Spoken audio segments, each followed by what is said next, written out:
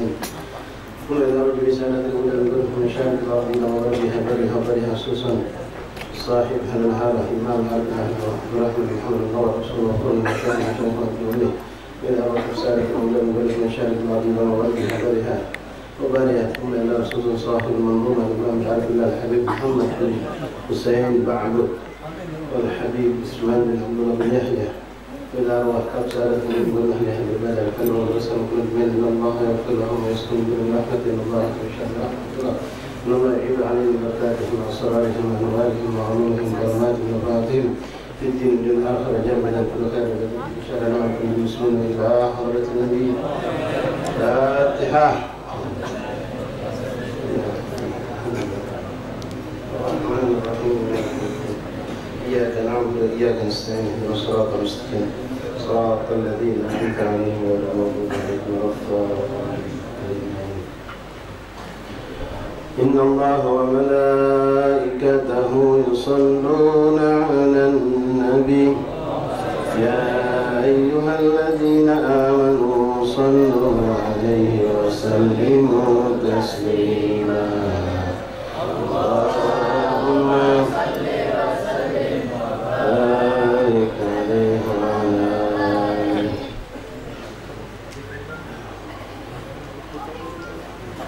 يا ربي بالمختار فرج كربنا وامدنا بسر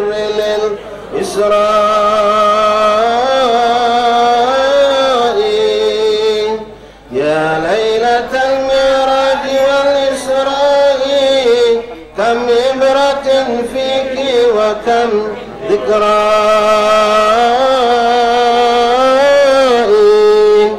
يا ليلة أبدت مقام المصطفى قد قصرت عنه ذر الجوزاء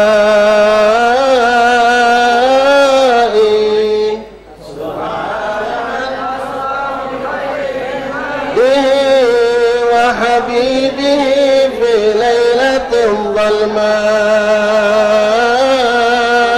ظلماء من مسجد ذي حرمة في مكة للمسجد الأقصى بغير عناء بركات ربي حوله وبقربه وأراه من آياته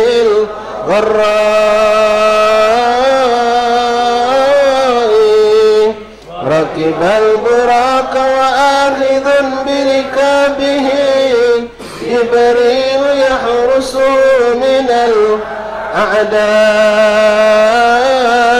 الأعداء وبطيبة قال الأمين له إلى هذه تهاجر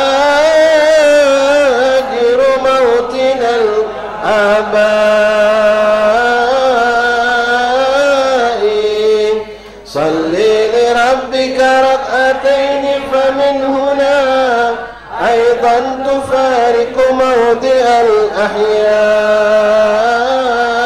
الأحياء وبمدين صلى بأسفل شجرة قد ظلت موسى بقرب رئاء وفي طور سيناء المقدس سره صلى النبي هناك وسط عراء وببيت لحم للمسيح وأمه صلى الرسول لخالق الأشياء وتعقب الإفريت إثر نبينا من فيه شعلة ناره الحمراء فتلا النبي دعاء جبريل الأمين فغر مصروعا على الصحراء ورأى أناسا زرعهم وحصادهم يومين ثم بدا بحال نمائي جبريل أخبره غيب سؤاله وأجابه أهل الجهاد أولئك ولدى سؤال عن أريج فائح قال لماشطة بدار بقائي ولقد أراه الله إذ أسرى به أنواع تهذيب على الخبثاء فليعتبر من كان يعصي ربه ويتوب سريعا قبل حل فنائي وأتى على واد وحس نبينا بشذا نسيم عاطر وغناء صوت الجنان نسيمها وأريجها فاشتاق للحنفاء والصلحاء وبثان واد مر راح نتانة وهو عدويا راجف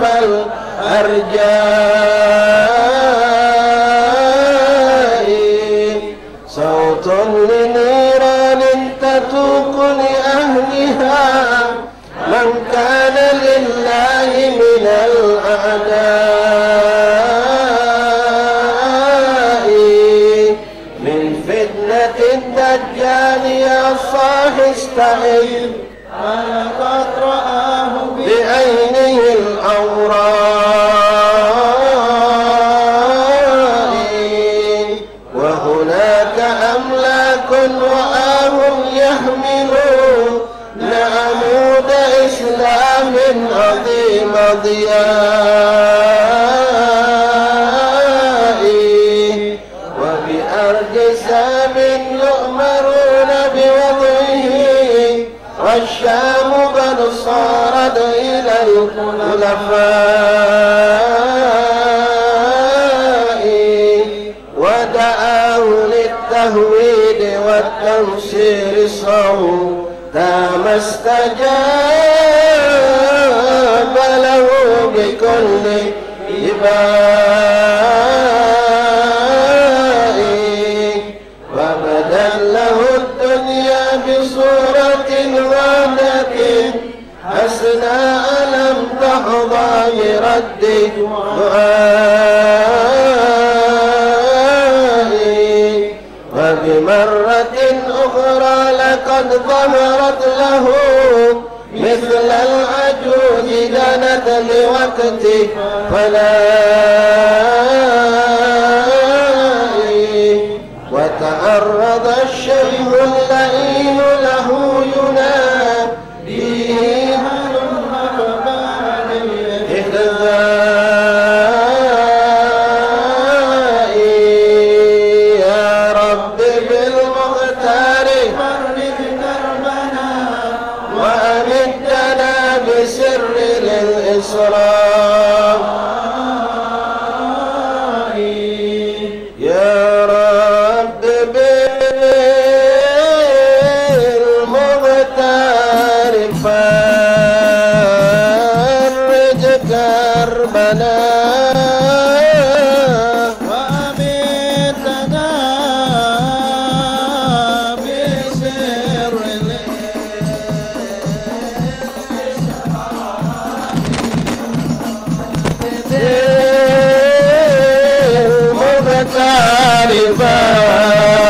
فرج كربنا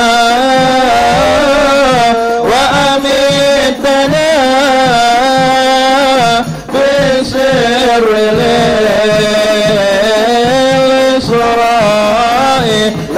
النبي جماعة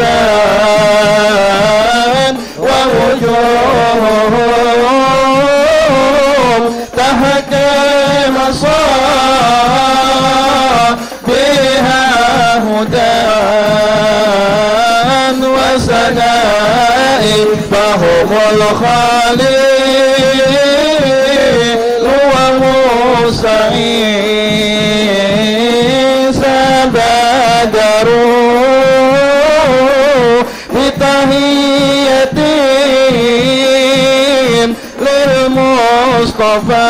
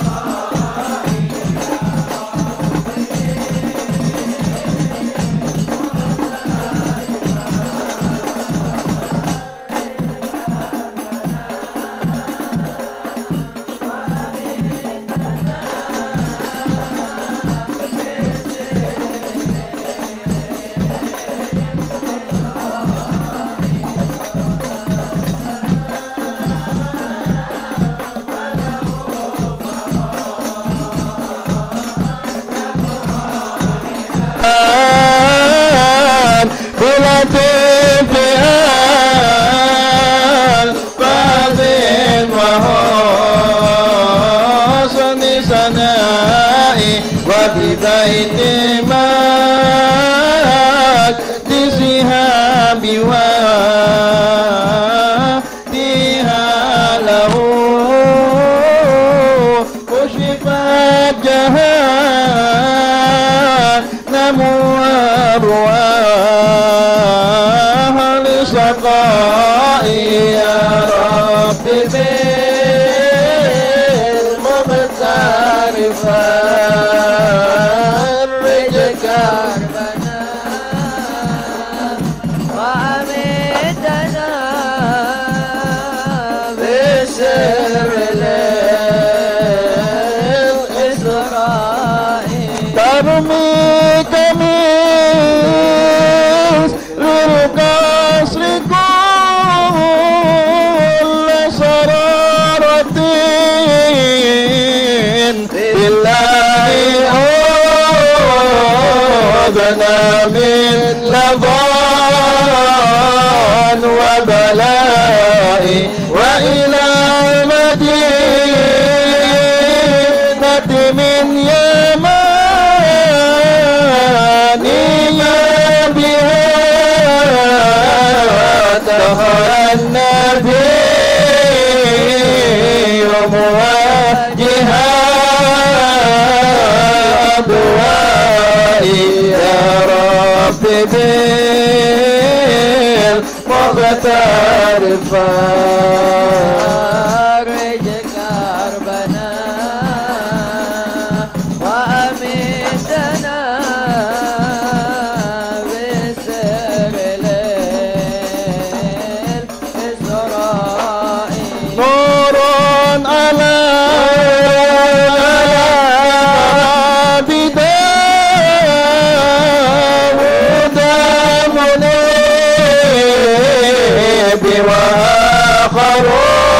وآخرون فوق ثرى الأجراء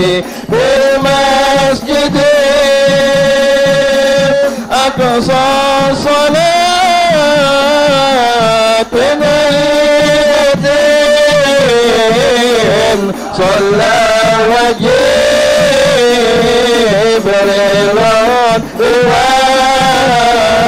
بوقت صفائي يا رب بالمختار فرج كربلاء وأمدنا بسر الإسراء حتى إذا كل النبي قد أتى وملائكة نزلوا إلى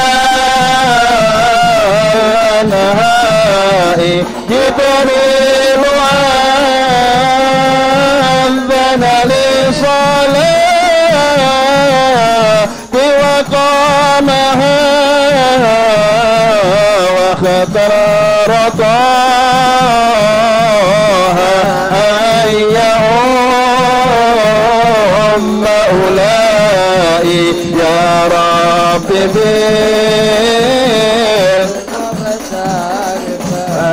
فرج كربنا وأمدنا بسر الإسراء وتهتز الرسل الكرام بشوقهم لله كما أنتم من النعماء يا رب بالمختار فرج كربنا وأمتنا بسر الإسراء وتكلم المختار بينهم وقال ذكر الخصائص بعدها بثناء يا ربي بالمختار فرج كربنا وأمتنا بسر الإسراء هو رحمة للعالمين وخاتم وإلى الخلائق مرسلا جمائي يا رب بالمختار فرج كربنا وأمدنا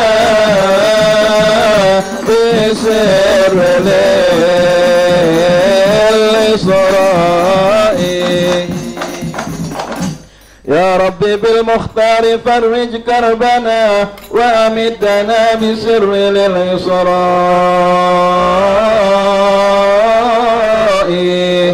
والأمة الوسطى لأحمد فضلهم يربو على غير لكم وسوائي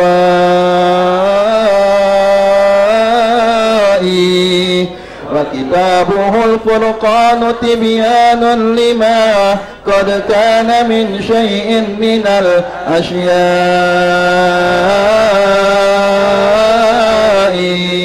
وتذاكروا إذ ذاك فيما بينهم الساعة الحق على استخفاء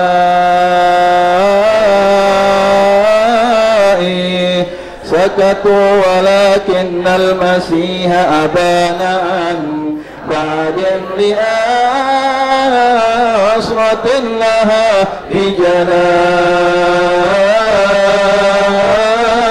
بجلائي وتكلم المختار قال بعثت والساعة كهاتين مع الإيمان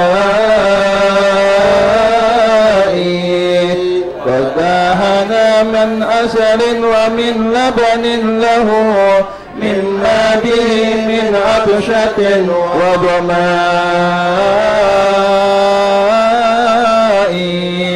فأصاب من عسل قليلا وارتوى من كاس در وهو خير غذاء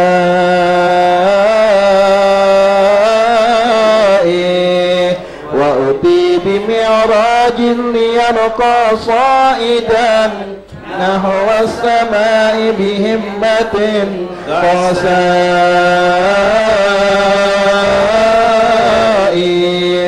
لاقى من الترهيب والتعنيس من رسل وأملاك بكل سماء في أول كان اللقاء بآدم ولديه أسودة بلا إحصاء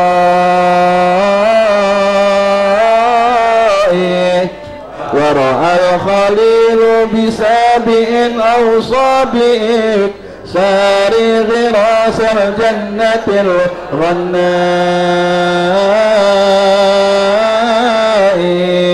في بيتها المعمور صلى معه أرواح أمته ببيد سساء وأتى إلى ملأ هو الأعلى فجبريل كهرس قد بني الرواء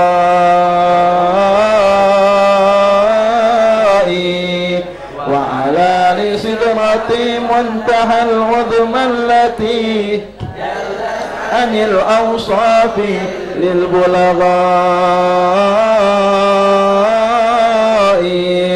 من أسجد أوراقها ولورقة منها تذل الخلق باستكباء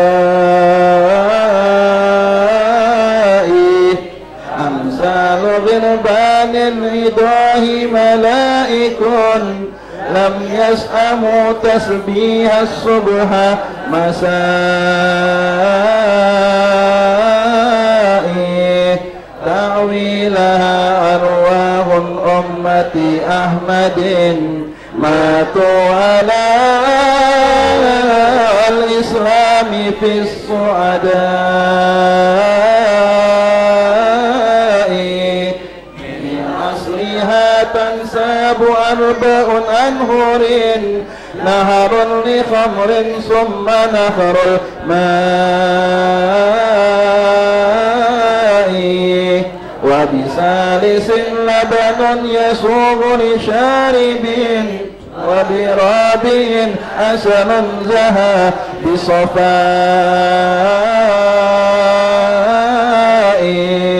والكوثر الموعود موردنا غدا ينساب منه فائق إرواء ثم الجنان الخلد كان دخوله فإذا بها ما لا رآه الرائي والأذن للإنسان ما سمعت به في القلب لم يخطر لدى العقلاء يا رب بالمختار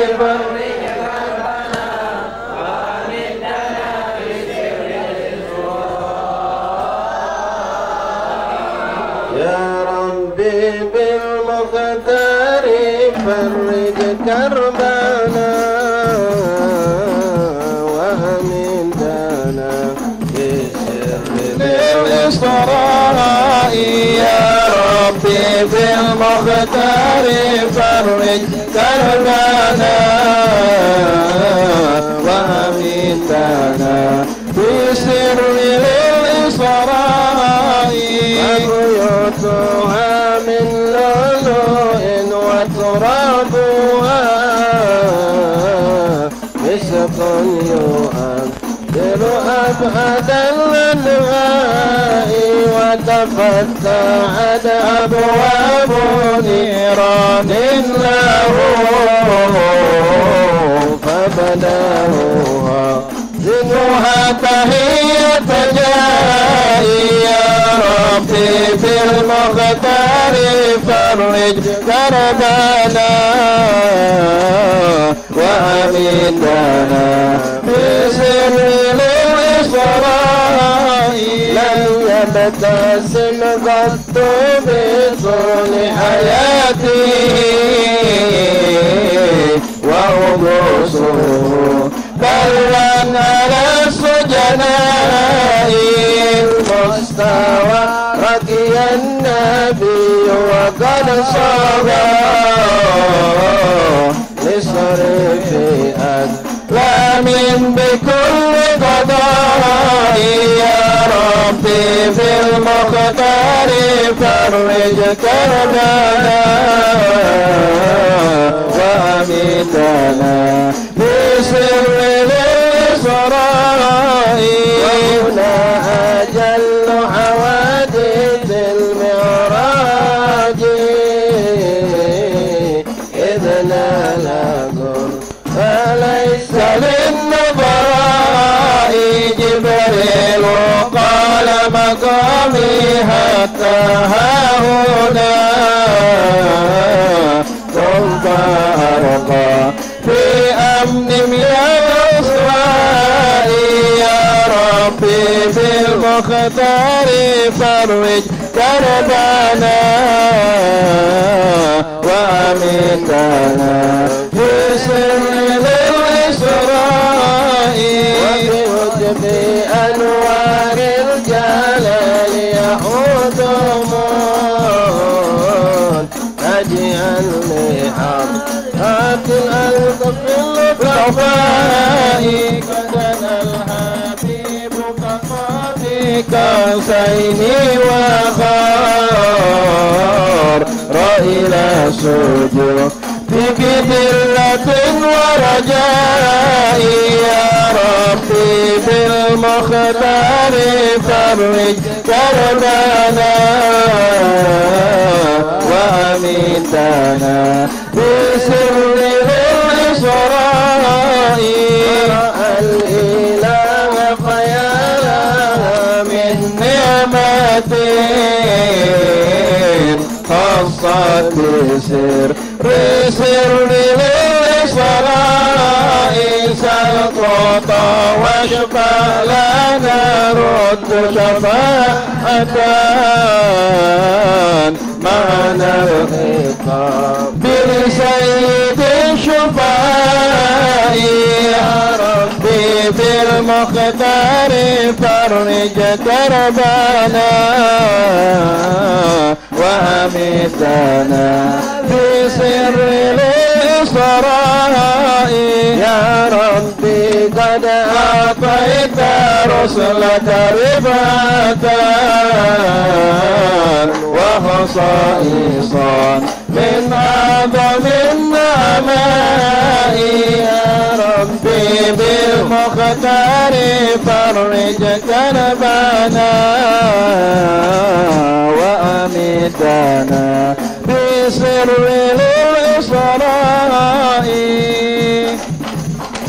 يا ربي بالمختار فرج كربنا وأميتنا بسر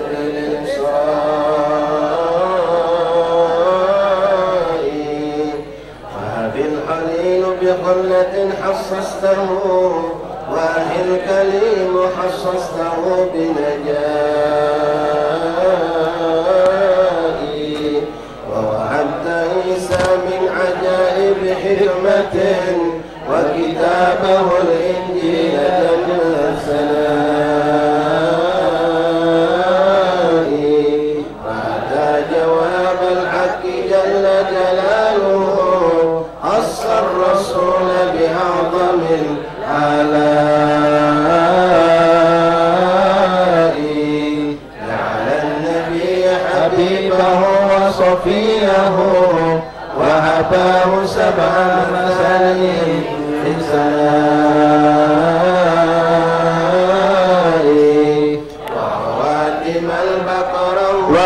أيضا أسهم الإسلام مثل دعائم لبنان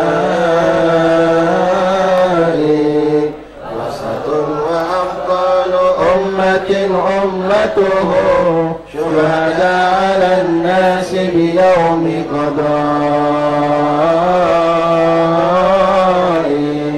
وقضى بفرد الخمس لكن أجرها 50 تخفيفا على الضعفاء ثم النزول من السماء مودئا ممن بها بتحية ودعاء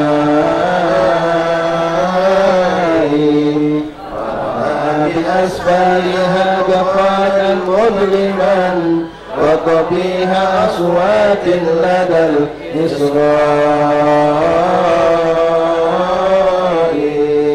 تلك الشياطين تهوم على عيون للخلق كي لا يذكروا بعلاء قص النبي على قريش سبحه مسراه حول البيت بالبطهاء والمسجد الأقصى لهم عرفه وعديد أبواب له بوفاء وأضاف أني قد مررت بعيركم فأتت كما قال من الروحاء سهلوا به لم يقروا قوله وكذاك أهل الكفر والإغواء لكن أبو بكر يكرر قوله عند الرسول صدقت في الإسراء وخلاصة المعراج والإسراء يا مسلمون نظمت قصد الرجاء من ربنا الرحمن أفوا شاملا ودوام توفيق وجزل أضاء وعناية عظمى بذريتنا وشفاعة من سيد الشفعاء وحماية للمسلمين جميعهم من كيد شيطان ومن أعداء وهلاك قوات اليهود ومن لهم شرك بنصرتهم من الخلفاء ثم الصلاة على النبي وآله سفن النجاة السادة الشرفاء وعلى السهاب مهاجر ونصيرهم وعلى المحب لهم بصدق الله يا رب بالمختار فرج كربنا وامدنا بسر الإسراء.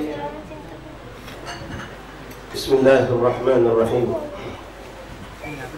الحمد لله رب العالمين حمدا يوافي نعمه ويكافئ مزيده. يا ربنا لك الحمد كما ينبغي لجلالك الكريم عظيم سلطانك.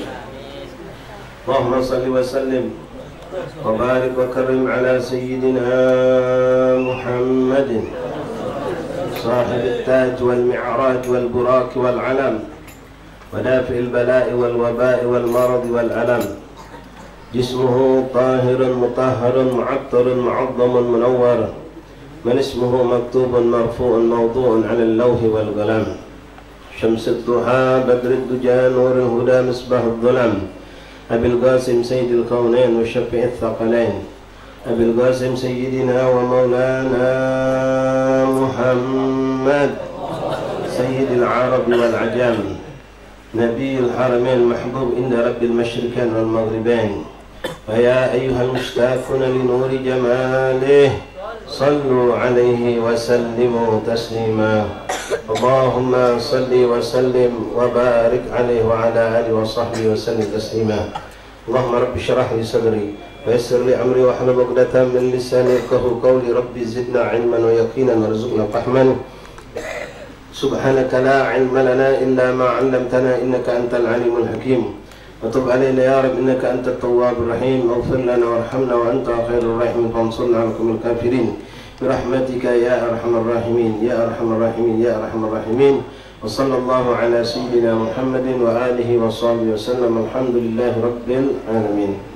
معاشر الحبايب وبابات hadirin hadirat ikhwan akhwan rahimakumullah, jamaah majelis taklim di kediaman Habib Abdurrahman bin Muhammad bin Nawar, jamaah majelis peringatan Isra wal Mi'raj Nabi Muhammad sallallahu alaihi wasallam.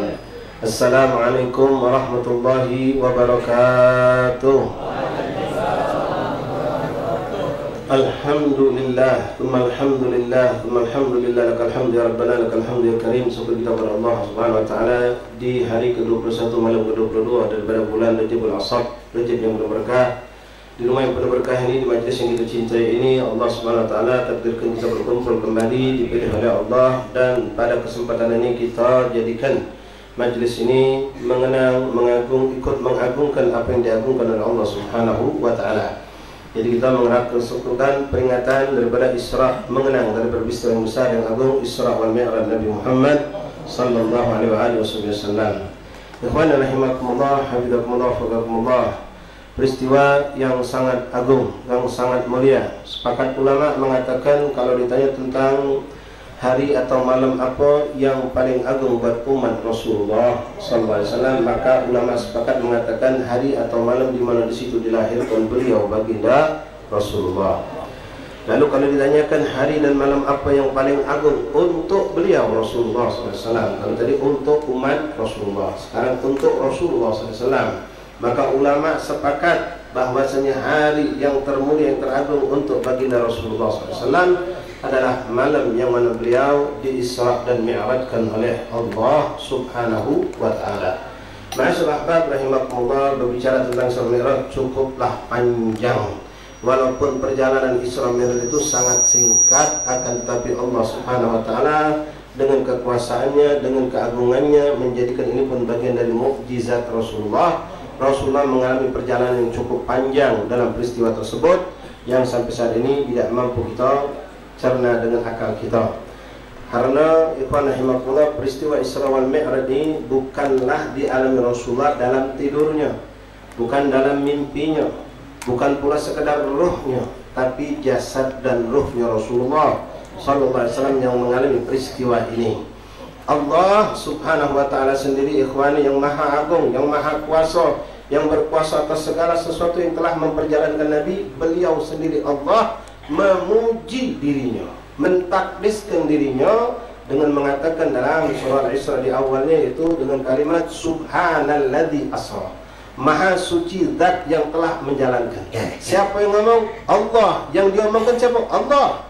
Jadi seakan-akan Allah mengatakan maha perkasa aku, maha hebat aku, maha suci aku, kata Allah, yang telah memperjalankan hambanya itu kekasihnya Rasulullah Nabi Muhammad SAW min Masjidil Haram, dari Masjidil Haram menuju ke Masjidil Aqsa, dari Masjidil Aqsa Rasulullah dimi'rajkan ke langitnya Allah Subhanahu wa taala.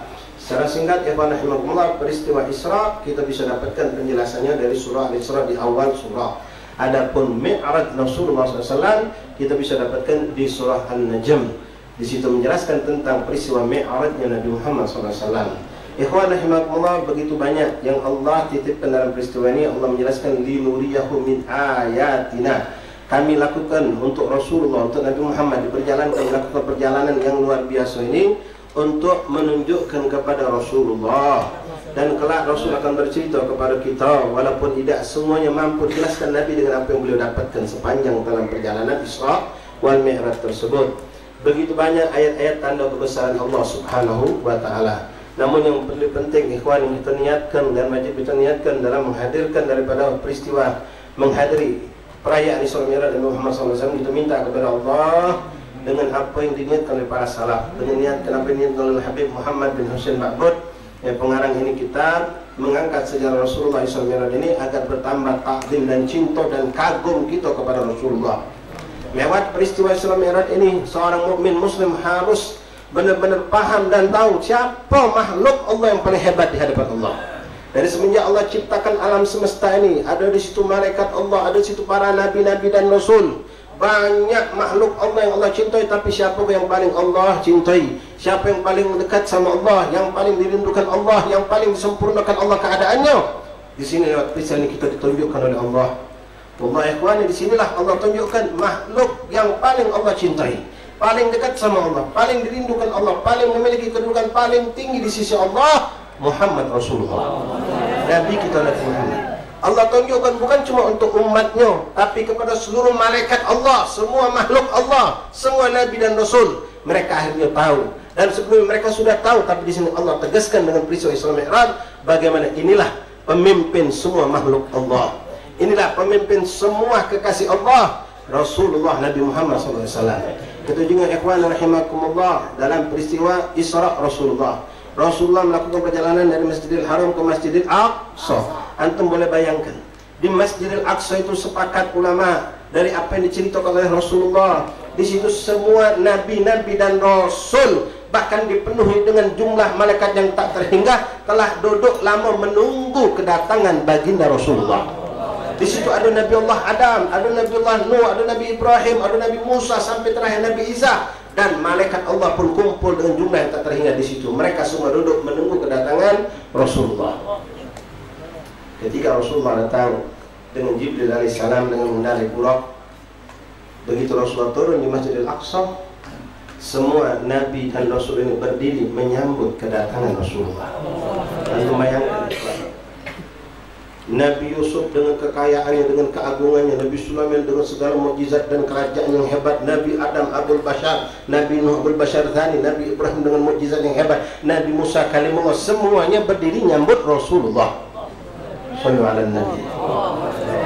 Lalu sebagaimana disebutkan oleh Nabi Muhammad dalam kitab ini, di situ Jibril mengumandangkan seperti adzan, sehingga mereka semua tahu dengan ini berarti akan didirikan sholat. Lalu Jibril pun mengumandangkan iqamah, lalu berdirilah, lalu dilakukan qomat di situ. Semua malaikat Allah, semua nabi-nabi berdiri bikin shaf. Siapa imam mereka ikhwani? Siapa imam mereka yang memimpin sholat? Apakah Nabi Ibrahim sebagai pendiri Ka'bah? Tidak. Apa Nabi Ismail putra Ibrahim alaihissalam? Tidak. Apakah Nabi Adam Abul Bashar? Tidak. Apa Nabi Allah Isa Ruhullah? Tidak. Yang jadi pemimpin, jadi imam salat yang dipilih Allah, wa Muhammad Rasulullah. Nabi kita Nabi Muhammad ikhwan. Nabi Muhammad, Nabi yang paling tawadhu, Nabi yang teduknya ngapal di pelepah kurma, Nabi yang makan sama miskin, tidak duduk di kerajaan, tidak pernah memakai pakaian yang indah yang nikmat, diangkat jadi Nabi pun di dalam gua yang gelap, cuma dihadiri oleh malaikat Jibril alaihissalam. Beliau dipilih untuk jadi imam. Beliau menjadi imam, mengimami semua nabi-nabi dan Rasulullah. Malaikat Jibril pun berdiri di belakang Rasulullah. Beliau pemimpin para malaikat Allah. Sallallahu alaihi Nabi. Lalu Allah tunjukkan lagi ikhwan keagungan Nabi Muhammad dengan peristiwa Mi'raj. Nabi naik langit ke langit. Ada nabi dan rasul cuma mencapai langit pertama, tidak bisa naik langit ke berikutnya. Ada yang cuma langit kedua, ada yang cuma langit ketiga, langit keempat, sampai langit yang ketujuh. Rasulullah melampaui itu semua.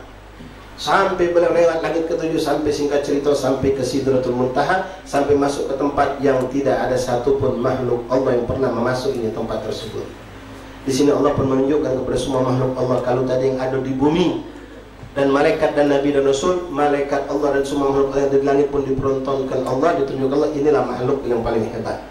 Inilah makhluk yang paling dicintai Allah, makhluk yang paling dirindukan Allah, yang paling didekatkan dirinya oleh Allah Subhanahu wa taala. Rasulullah. Beliau tembus ke tempat-tempat yang sampai di situ tak ada nabi, tak ada rasul yang pernah mencapai tempat tersebut. Bahkan Jibril alaihissalam tidak pernah tahu tentang apa yang ada dalam Sidratul Muntaha tersebut. Hanya Rasulullah yang diizinkan Allah masuk. Hanya Rasulullah. Sampai ketika Rasulullah masuk, Rasul bingung nak mana masuk tempat ini. Dari awal Rasulullah dari Mekah didampingi Jibril alaihissalam sampai Sidratul Muntaha, naik ke langit demi langit, langit demi langit, ditemani oleh malaikat Jibril. Tapi ketika nak masuk ke tempat yang disucikan Allah tersebut, tidak ada makhluk yang masuk. Jibril pun pamit minta izin, tidak pacak masuk ke dalam. Tidak diizinkan Allah dan tidak diberikan kemampuan oleh Allah. Sallu ala Nabi. Kita bukan nak beda-beda ke Nabi dan Rasul ikhwan. Biar kita ni tahu, bangga kalau kita punya Nabi yang super hebat, Nabi paling hebat, yang bahkan dalam hadis qudsi Allah mengatakan tidak aku ciptakan langit dan bumi dan alam semesta ini kecuali karena Rasulullah. Kita lihat ini bukan membandingkan dan naudzubillah dengan tujuan merendahkan seorang Nabi dan Rasul yang lain, tidak. Coba biar kita tahu kedudukan Rasulullah lebih hebat dari semuanya. Kita lihat ikhwan rahimakumullah, Rasulullah berjumpa dengan Allah, bertemu langsung. Jangan kita berfikir mana perjumpaan tersebut, yakini, imani bahwa itu ada dengan nas Al-Quran. Surah An-Najm menjelaskan itu terjadinya. Peristiwa Isra, Rasulullah sudah disebutkan peristiwa itu terjadi dengan surah Isra. Mu'min billah wa rasul, kita beriman. Jangan memikirkan mana pertemuan antara Rasul dengan Allah saat itu. Ikhwan rahimakumullah, Nabi Musa alaihissalam itu minta sama Allah, pengen bertemu dengan zatnya Allah. Tidak diizinkan Allah. Beliau minta dan beliau di buminya Allah. Maka Allah hanya mengatakan kepada Nabi Musa, wahai Musa, coba kau naik ke Bukit Tursina. Kau lihat di situ, kalau kau sanggup lihat sesuatu yang akan nampak dari gunung, mungkin kau bakal mampu melihat aku. Lalu Allah tampakkan di situ cahaya yang Allah ciptakan. Bukan itu bagian dari zat Allah, tapi cahaya yang Allah ciptakan, kata ulama. Nabi Musa baru melihat ini bagian dari cahaya yang Allah ciptakan dan dari zat yang memiliki Allah Subhanahu wa taala tersebut. Nabi Musa pingsan. Dan ketika Nabi Musa naik ke Bukit Tursina itu pun Allah menunjuk tahu tentang adab. Apa? Buka sendal. Ya kelana alaik bi'annaka biwadin muqaddasa. Ya Musa, wahai Nabi Musa, buka kau punya sendal. Karena kau bakal naik ke tempat yang disucikan, dimuliakan oleh Allah. Itu tempat yang disucikan di muka bumi Allah. Bukit, Nabi Musa suruh buka. Nabi Musa yang minta pengen ketemu Allah, tidak mampu. Baru melihat itu cahaya yang ditampakkan Allah di bukit tersebut, pingsan. Tapi wakil Nabi Nabi Muhammad SAW. Namun dengan Rasulullah, Rasul tidak minta, tapi Allah yang menginginkan.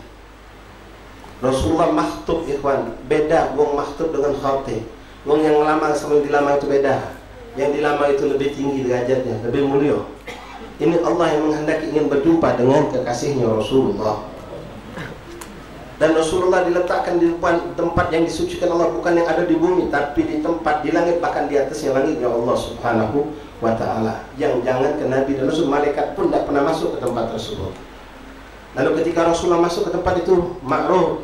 Kita semua tahu Rasul tidak ada pernah dikatakan Allah ikhla'na alaih bi'annaka bil ma'al qudsi atau wadil muqaddasah, tempat makan muqaddasah. Allah jangan ngomong sama Rasulullah, wahai Muhammad, buka sendal kau karena kau bakal masuk tempat yang disucikan. Tidak ada itu. Bahkan sendal Nabi melok masuk menghadap Allah. Maka dari situ bentuk terompah Rasulullah ditabaruki oleh kita ahli sunnah wal jamaah, dijadikan simbol keberkahan. Bentuk sendal Rasul. Kenapa? Sendal Nabi pernah naik ke arsy Allah, bahkan tembus ke atas, di atasnya lagi sampai ke Sidratul Muntaha yang tidak pernah dilampaui siapapun. Dari kemana tempat Nabi berada, sendal itu ikut bersama Rasulullah. Naik langit pertama sampai ke 7 sampai ke atas, ikut bersama Rasulullah. Ikhwan rahimakumullah, habibakumullah, fardullah. Itu pertama tentang sosok Rasulullah. Kedua, poin yang bisa kita petik juga, yang alhamdulillah kita sudah berminggu-minggu, bahkan kita sudah jalan 2 bulan lebih, pembahasan mengenai sholat. Di sini juga Allah pengen menunjukkan buat umat Nabi Muhammad bahwasanya ibadah yang paling diutamakan, diagungkan, dinilai oleh Allah adalah sholat. Yang lain pun ibadah diwajibkan Allah, yang lain pun nilainya tinggi. Bahkan jihad itu kalau memang berjihad benar-benar karena Allah, meninggal dunia masuk surga tanpa hisab. Haji itu bukan perkara yang gampang, melakukan pekerjaan yang penuh pengorbanan. Tapi apapun yang kita lakukan dari semua bentuk ibadah, semua derajatnya di bawah derajat sholat. Kita perhatikan ikhwan rahimakumullah, tentang bagaimana Rasulullah mendapatkan perintah ini pun beda. Segala syariat Allah, segala syariat yang Allah berikan kepada Nabi Muhammad untuk umatnya, itu Allah mengirim kepada Rasulullah dengan wasilah perantara malaikat Jibril, ada perantaranya. Kemudian Rasulullah mendapatkannya di muka bumi Allah. Berbeda dengan sholat, puasa, zakat, haji, jihad, nikah, segala syariat Rasul dapatkan di muka bumi Allah dengan perantara malaikat Jibril. Tapi apa kabar dengan sholat? Wallah tidak. Sholat Allah berikan langsung kepada beliau, kekasihnya Rasulullah, di peristiwa Mi'raj tadi, di tempat yang tidak ada satu makhluk pernah masuk ke dalamnya. Kedua, diberikan langsung tanpa perantara malaikat Jibril. Dari segi tempat beda jauh, yang lain di muka bumi Allah, yang ini di tempat yang disucikan Allah. Kemudian yang lain didapatkan lewat perantara Jibril, yang ini tidak didapatkan lewat perantara Jibril, tapi langsung Allah berikan kepada baginda Nabi Muhammad sallallahu alaihi wasallam. Ikhwan rahimakumullah, habibakumullah, fuqakumullah. Begitu banyak peristiwa yang didapatkan oleh Rasulullah sallallahu alaihi wasallam dalam Isra wal Mi'raj ini.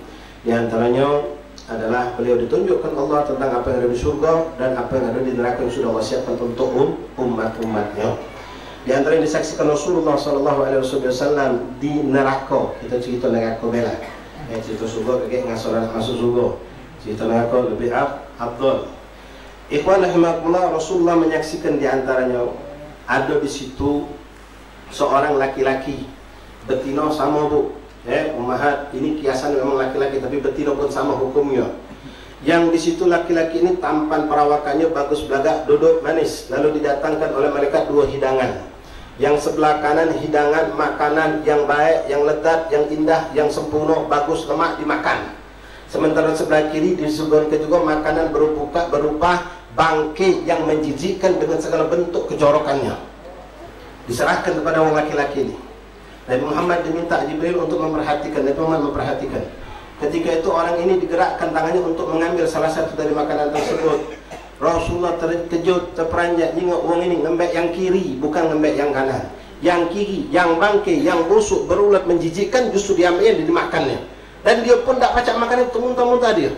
Rasulullah bingung, ya Jibril apa macam itu? Bukankah yang sebelah kanan itu yang indah, yang baik, sampai dipilih? Itulah keadaan umatmu ya Rasulullah, kata Jibril. Itu perumpamaan wong yang uji bahasa kita sekali demen berselingkuh, na'udzubillah. Lah punya bini yang halal, atau dia punya sudah laki yang halal, tapi masih mendatangi diharamkan oleh Allah Subhanahu wa ta'ala, wa iyadzubillah. Kemudian disaksikan Rasulullah SAW juga di dalam nerakanya Allah Subhanahu wa ta'ala, yaitu beliau menyaksikan ada perempuan yang digantung oleh Allah.